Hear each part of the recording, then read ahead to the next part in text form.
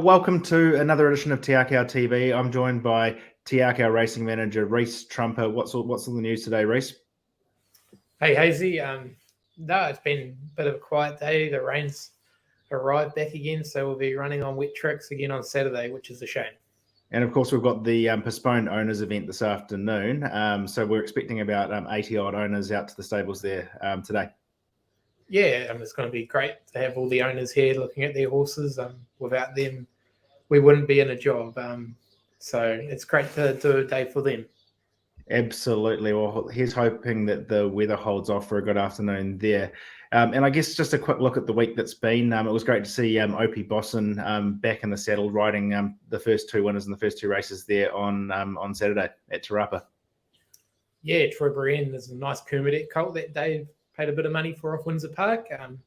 He's obviously unbeaten, and he heads to the Eclipse Stakes on New Year's Day, and he'll be very competitive in that. He's a very professional type. And Wild Knight, he's a really good horse, and had everything against him on Saturday, and he just proves how good he is. Absolutely. Well, I guess Wild Knight progresses there to the Uncle Remus on Boxing Day, and then into the Karaka Million Classic, where he will be lining up against Legato, which shapes as a mouth-watering contest there, Reese. Yeah, it's going to be very interesting. Wild Knight ran a quicker time than her at Te Rapa on Salem Memorial Day, so we can say that he's a little better at the moment, but she's obviously class.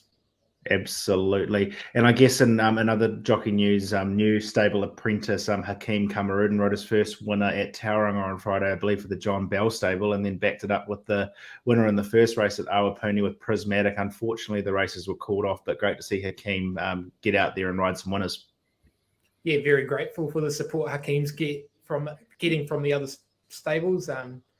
It's a hard ask for an apprentice to come from Singapore and get the opportunity, but he's got the opportunity so far, and his ride on Hot Salsa that he won on was top class, and then he won on Prismatic first race at Awapuni, and he rode to instructions, he rode it perfect, and yeah, he definitely deserves the wins. He's a hard-working young man. Absolutely. Well, we're going to kick off at Te Rapa, and we're just going to talk about a horse on the quick backup that we've just spoken about winning last weekend and raced for the Dunstan Feed Stayers Championship qualifier, running 65 benchmark 2400. Prismatic is the horse, drawn out wide in barrier 16, but gets the services of Opie Bosson. Yeah, we're drawn barrier 16, which probably isn't ideal, but he's got a big run to the first corner, so that's ideal. The wet track won't bother him at all, and obviously Opie Up's a big help to him. And race 6 there, the Lodge Real Estate 1200. We've got Pure Imagination, drawn barrier 7 with Hakeem Kamarudin on board. Yeah, he's a very doubtful starter on the wet ground, but his last start fibrillation we've sorted. He's bounced back. He trialled up nice, and yeah, we're expecting a nice improved run from him. And we haven't seen Felicity in since the 26th of February, but she's trialled up quite nicely there in November. She draws barrier 1 with Sam Woodley on board. Yeah, she's going the right way. She's really developed into a nice mare now. She's a lot stronger and more mature. We've had a few problems with her maturity and being a bit weak, but we're getting there now, and she's probably a doubtful starter on a wet track too. We don't want to bottom her out straight away, but no, she'll certainly be one to follow for the season. And another horse that showed up in the early part of the spring there and ran second behind Kabuki there in quite a hot form race at Rotorua in October. Stony Breck, drawn barrier 19 with Opie Bosson on board. He's a lovely son of Tavistock. He's obviously doing a little bit wrong pulling in his races, but he trialled up very well at Avondale and he relaxed nicely, and hopefully the penny's starting to drop now for him and we can get him out a bit further. But he'll certainly be a competitive chance with Opie on over 1200. Good Lord, we can't buy a draw here, and Baronet, drawn barrier 20 with Sam Spratt on board. Yeah, we'll love the rain. So barrier 20 probably won't be the worst place to be when race 6 comes along. Sam Spratt's a good positive rider, and we're happy to have her in the Tangerine. And yeah, this horse will run a race. And the daughter of extravagant Polly Plum there, drawn barrier 11 with Ryan Elliott on board. Yeah, she goes really well at Te Rapa. Ryan's a good senior rider, and we've just given her a little bit of time since her last run at Wanganui, where she was slightly disappointing, but some horses can do that around Wanganui. She just didn't cop that bend that well, so we've got her back to a track that she likes, and I'm expecting her to bounce back.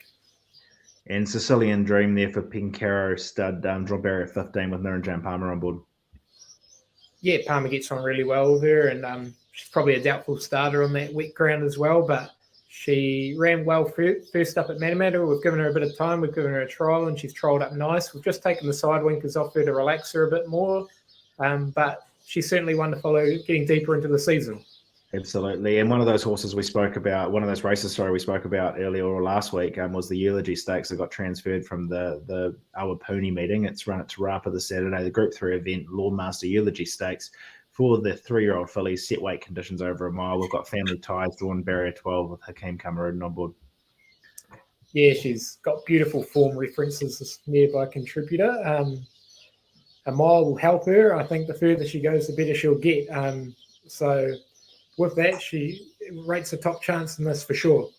And Sealed with a Kiss won impressively on debut there at Hastings. The daughter of Tarzino draws barrier 7 with Opie Boston on board. Yeah, Opie got the choice between all the rides and he chose her, so that's given us a lot of confidence in her.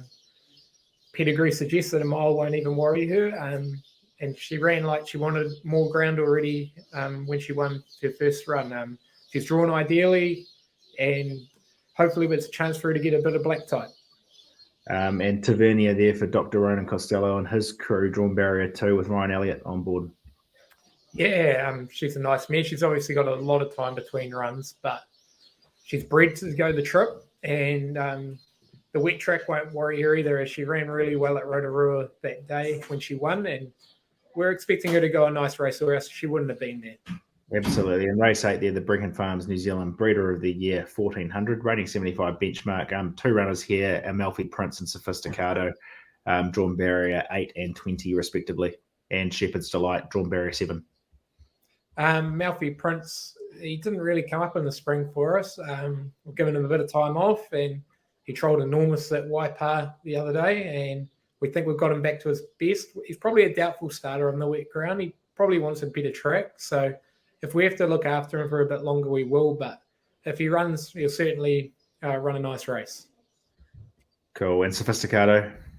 Yeah, he's drawn very wide, and he doesn't really go that good on the wet track, so he's probably a doubtful starter as well. But look, Palmer's on him. Palmer used to strap him when he was a 2-year-old in the Cracker Million, so it's good to get Palmer on him, and he can bounce back from his last run at Counties, but like I said, he's probably doubtful on the wet ground. And Shepherd's Delight, Opie on, but again, another doubtful starter on the wet ground. We late scratched her from Te Rapa last week due to the wet surface, so we're in no hurry with her. If we have to wait another week, we will. And then Hero Worship on the ballot. He will run, so he should make the field hopefully, and he'll run nice. He's going well. More time we give him, the better he's getting, and stepping up the 1400 on a wet track, he should be a really top chance. Great. That wraps up the runners at Te Rapa. Let's head across to Trentham. We kick off in race 1, the Canal Constructions 2-year-old, set weight and penalties over 1100. A son of Turn Me Loose here, trial winner on the 6th of December, Valentine for Windsor Park Stud with Michael McNabb on board. Yeah, we're very grateful to have Windsor Park join us with another horse in the stable, and he trialled up enormous at Waipa, and we've actually chucked a set of blinkers on him since then, and he's improved even more. We've drawn barrier 6, but we've got the leading rider in New Zealand on, and the Tiaki, our 2-year-olds, always seem to run well, so we're expecting him to run well again. Absolutely. And race 5, the intown.co.nz 1200, rating 75 benchmark. We've got Pisco Sour there, the I'm Invincible mare for Trelawney Stud, drawn barrier 4 with Craig Zaki on board. This horse has to be a decent chance here with her recent form. Yeah, correct. She might be a doubtful starter with the rain that's arrived. If we have to wait on her, there's a race on Boxing Day for a 75 1200. But yeah, she ran enormous last start.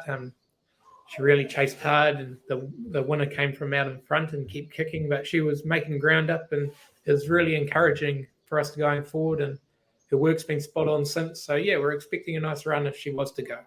Great. And race 7, the Group 2 Bramco Granite and Marble Manawatu Challenge Stakes. We've got Brando there, drawn barrier 3 with Joe Cameroon on board. Yeah, Brando's probably got some unfinished business at Wellington. Running second in a Group 1.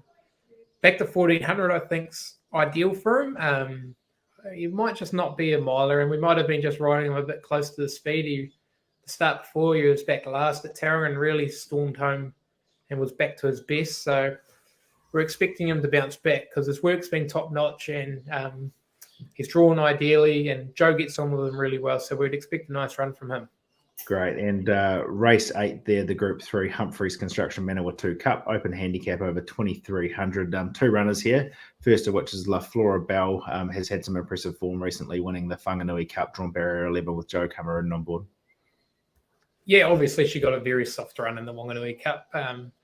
She won't get as soft from barrier 11, but Joe knows her well, and 2,300 is a bit of a headache. We're not entirely sure if she'll get it or not, but she ran out the 2,000 metres strong in the Wanganui Cup. So we're going to head down there, and she'll prove to be competitive again because she always tries hard. And Soprano Supreme, who was, of course, seen across in Brisbane there in the winter, gets a really nice weight there with 53 kilos coming off a last start win at Te Rapa. Craig Zaki on the back with 53 kilos. Yeah, she was very good. It was a very good ride by Palmer at Te Rapa last start over 2,400. 2,300 with a big straight will be absolutely ideal for this filly. 53 kgs is a positive, and she's drawn well, and she ticks all the boxes for sure. So she'll prove to be a top chance as well. Absolutely. Well, that wraps up our runners for the weekend. Have we got a best bet there, Reece? I think Valentine and race 1 at Trentham will be very hard to beat. Fantastic. Well, there you go. Valentine in race number 1 there at Trentham on Saturday. A big week of racing next week. I guess we're going to have a number of runners, or a large number of runners there at Matamata on Friday the 23rd of December before we head across to Boxing Day at Pukekohe Park. And, of course, the Awapuni meeting has been transferred over to Otaki. So lots of good racing there to look forward to. And we'll catch you again next week for a special Christmas edition. So good luck out there, Reece, and good luck with the Owners' Day this afternoon. And we'll catch you again next week, mate. Cheers, Hazy. Thank you very much.